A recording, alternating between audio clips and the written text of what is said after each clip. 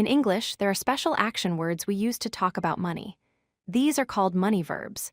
Learning them helps you understand and talk about buying things, selling items, paying bills, spending wisely, saving money, and knowing what things cost. These verbs are used every day in conversations about shopping, business, and personal finance. The verb buy means to get something by giving money in return. Whenever you purchase something, you are buying it. For example, if you go to a shop and give money for a phone, you buy a phone. The word buy shows the action of receiving something after paying for it. The verb sell means to give something to another person in exchange for money. When a shop owner gives products to customers and receives money, the shop owner sells them. Sell is the opposite of buy.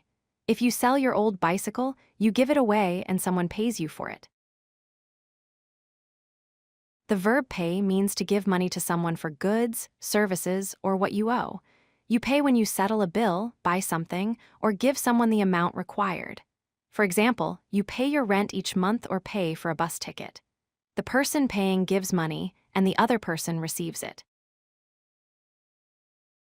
The word cost describes how much money is needed to buy something.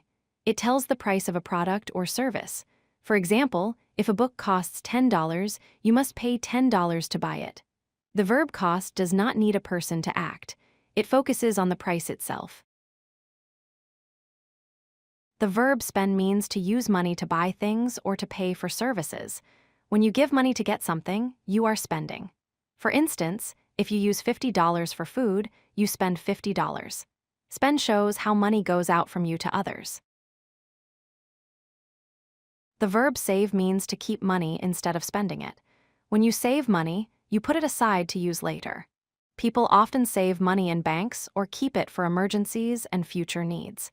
Saving helps you manage your money carefully and prepare for future expenses. Buy and sell are related but opposite actions. You buy when you give money to get something. You sell when you give something and receive money. For example, a customer buys bread and a baker sells bread.